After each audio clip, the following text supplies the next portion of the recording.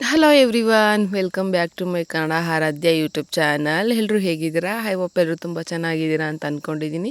ನಾನು ಕೂಡ ತುಂಬ ಚೆನ್ನಾಗಿದ್ದೀನಿ. ನಂದು ಸೆಕೆಂಡ್ ಮಿನಿ ವ್ಲಾಗ್ ಇದು. ಮೀಶೋದಿಂದ ಒಂದು ಪಾರ್ಸಲ್ ಕೂಡ ಬಂದಿತ್ತು, ಕುರ್ತಾ ಸೆಟ್ಟು. ತುಂಬ ಅಂದರೆ ತುಂಬ ಚೆನ್ನಾಗಿದೆ. ತ್ರಿಬಲ್ ಕಲರ್ ಇದೆ ಇದು. ರೆಡ್ಡು ಮತ್ತು ಬ್ಲೂ ಮತ್ತು ಪರ್ಪಲ್ ಕಲರ್ ಇದೆ. ರೆಡ್ ಕಲರ್ ನಂಗೆ ತುಂಬ ಇಷ್ಟ ಆಯಿತು, ತುಂಬ ಚೆನ್ನಾಗಿದೆ, ಕಂಫರ್ಟಬಲ್ ಆಗಿದೆ. ನೀವು ಬೇಕಾದರೆ ಬೈ ಮಾಡ್ಬೋದು, ನೋಡ್ಬೋದು ಹೇಗೆ ಕಾಣಿಸ್ತಿದೆ ಅಂತ. ಇದು ಸ್ಕ್ರೀನ್ಶಾಟ್ ಕೂಡ ಹಾಕಿದ್ದೀನಿ, ನೋಡ್ಬೋದು. ತುಂಬ ಅಂದರೆ ತುಂಬ ಚೆನ್ನಾಗಿದೆ ಫ್ರೆಂಡ್ಸ್.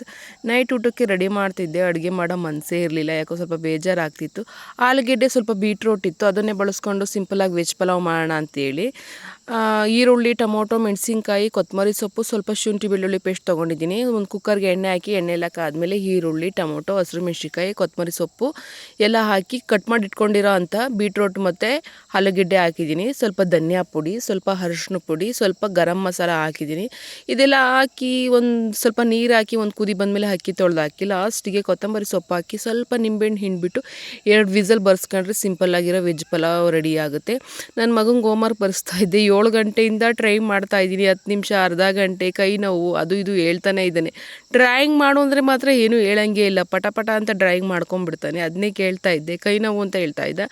ಇವತ್ತಿನ ನಂದು ಪುಟಾಣಿ ವ್ಲಾಗ್ ಫ್ರೆಂಡ್ಸ್. ಪ್ಲೀಸ್ ನನ್ನ ಚಾನಲ್ನ ಲೈಕ್ ಮಾಡಿ, ಶೇರ್ ಮಾಡಿ. Thank you for watching.